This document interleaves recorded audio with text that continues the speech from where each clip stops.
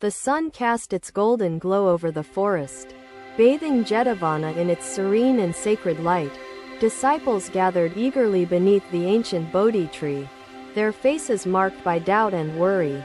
Among them sat a beggar, clutching a small cloth bundle tightly to his chest. His frail frame and hollow eyes betrayed the burdens he carried, heavier than the visible rags he wore.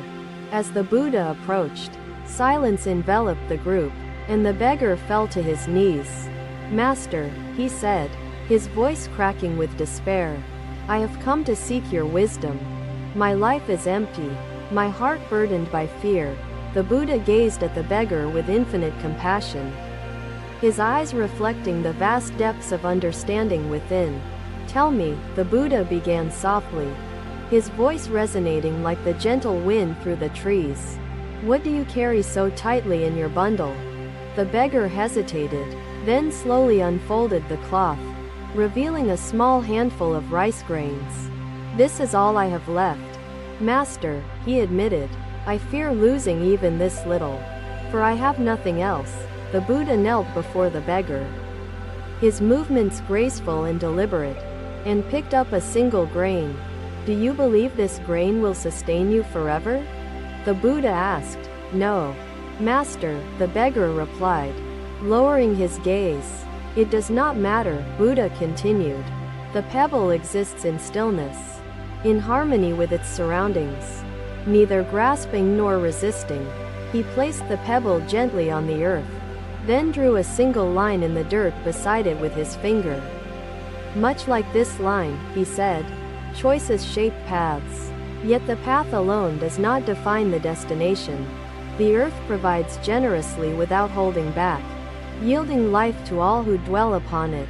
It gives without fear, and so it grows." He gestured toward the forest canopy, sunlight filtering through the leaves and scattering golden patterns upon the ground.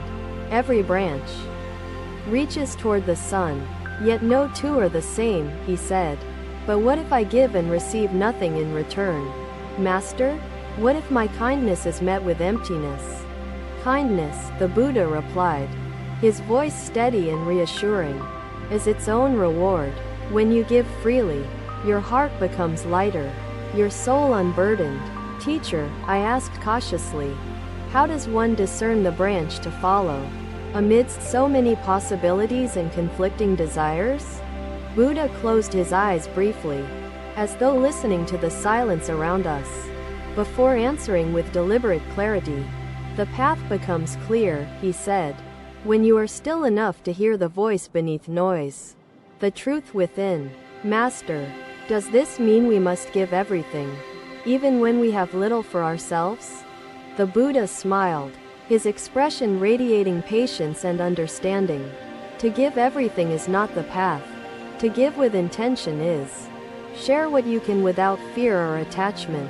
A single act of generosity, no matter how small, holds the power to transform both the giver and the receiver." The beggar looked down at the grains of rice in his hand, a sense of clarity dawning upon him. "Master, I will plant these grains and share their harvest with others. What you seek is not a single path," Buddha continued, "but the alignment of your heart with the steps you take." The forest seemed to hum with life around us, the sound of nature itself flowing in rhythm with Buddha's words. "As the harvest grows, so too will your spirit flourish, free from the shackles of fear." The disciples watched in reverent silence as the beggar rose, his burden visibly lighter, and walked away with renewed purpose. The Buddha turned to the group and continued, his voice imbued with the wisdom of ages.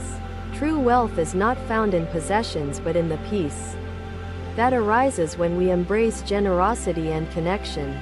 Fear binds us, yet giving liberates us, for it nurtures the bonds that weave the fabric of our shared existence." In times of uncertainty, it is not what we hold onto that sustains us, but what we give freely. Its fleeting nature makes it precious, and so it is with all things, Ananda. That evening, as the moonlight bathed Jetavana in its silvery glow, the forest seemed to hum with a newfound harmony. The act of giving, born from the words of the Buddha, had set into motion a ripple of transformation, touching the lives of all who embraced its message. And so, the wisdom of the Buddha continued to echo through the ages, guiding countless souls toward peace and understanding. One grain of rice at a time. Another day, another merchant arrived at the gates of Jetavana, carrying a heart heavy with sorrow and confusion. The cries of his fellow traders echoed in his mind, their despair threatening to consume him. His once thriving business had faltered under the weight of unforeseen misfortune and unyielding drought. Buddha stopped, his eyes meeting hers with a tranquility that seemed to hold the entirety of the bustling market. "Still, speak," he said softly, "for the heart's troubles lessen when brought into light and listened to without judgment." The Buddha opened his eyes and regarded the merchant with compassion, his gaze a beacon of stillness. "What is it you truly mourn, my child?" the Buddha asked, his voice steady and serene. "I mourn the failure of my investments," the merchant confessed. "I mourn the loss of my wealth, which I thought would secure my future." "Look at those scales," he said, "and tell me what you observe in their balance. For therein lies your answer." Vishaka turned her gaze, observing how the weights ensured fairness, the delicate equilibrium dictating the outcome of the transaction. The merchant nodded, his brows furrowed as he observed the flowing water. "I do, master," he replied. "The waves are transient, appearing and vanishing without end." The Buddha smiled softly, his expression imbued with infinite wisdom. "So too is the nature of economic fortune," he explained.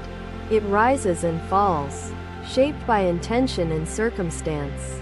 To give is not to take away," Buddha continued, his voice imbued with calm certainty, "but to circulate abundance, renewing its essence."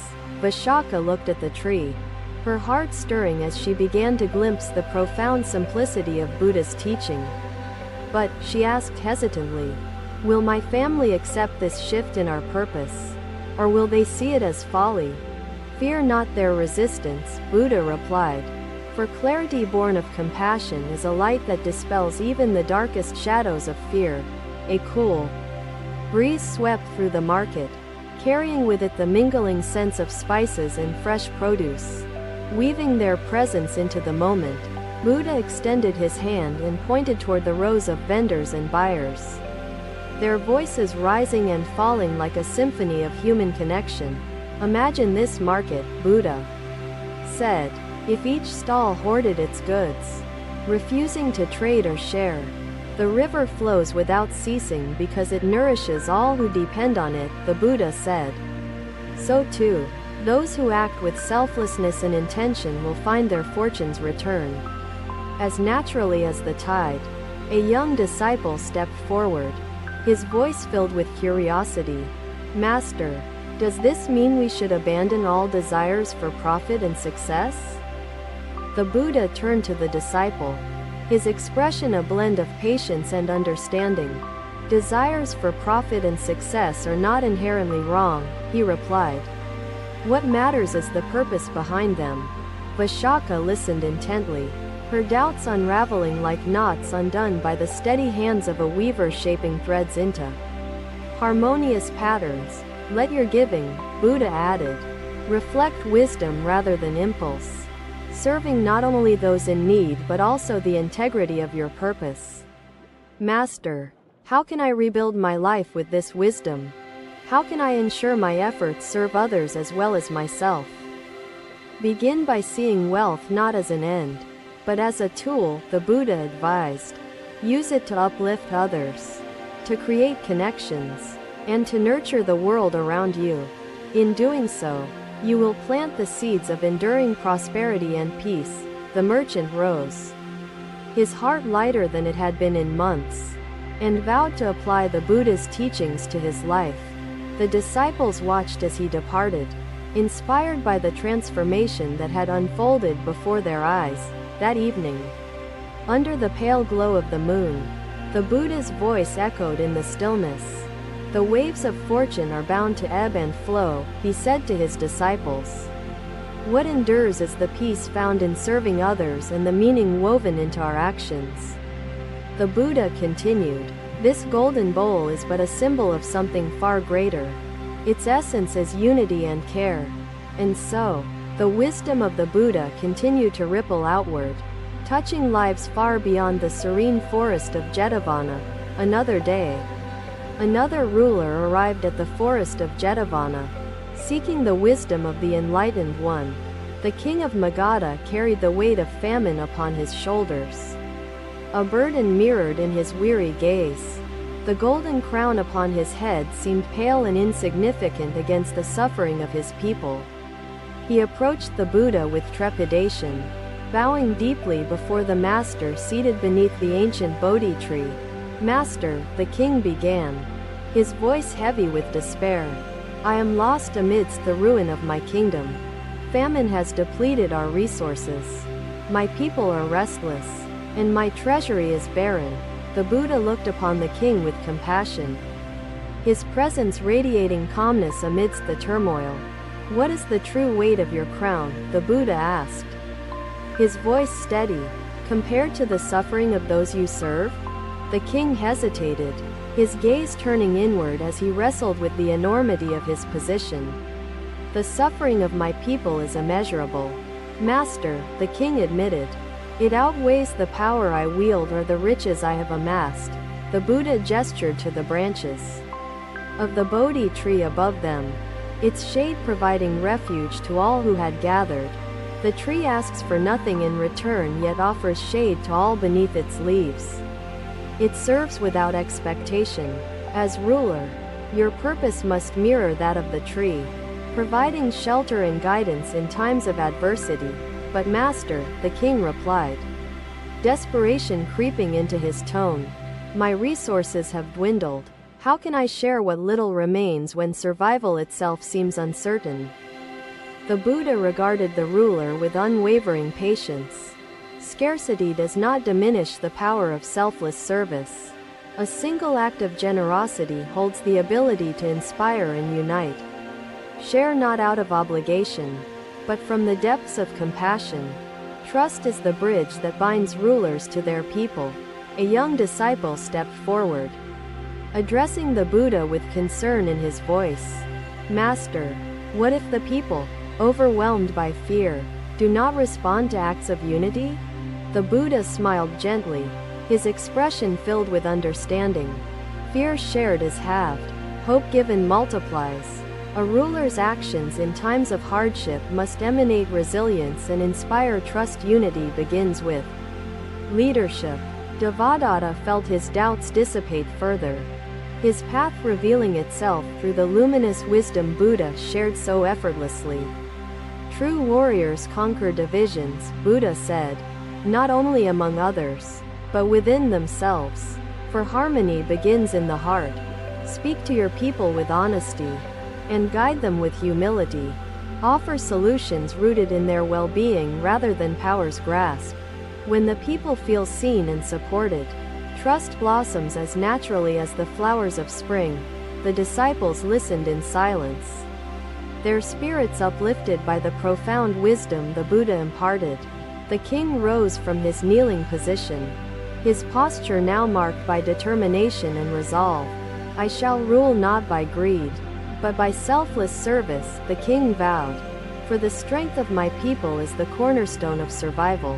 The Buddha walked to the center of the fields and knelt, taking a handful of soil in his hands.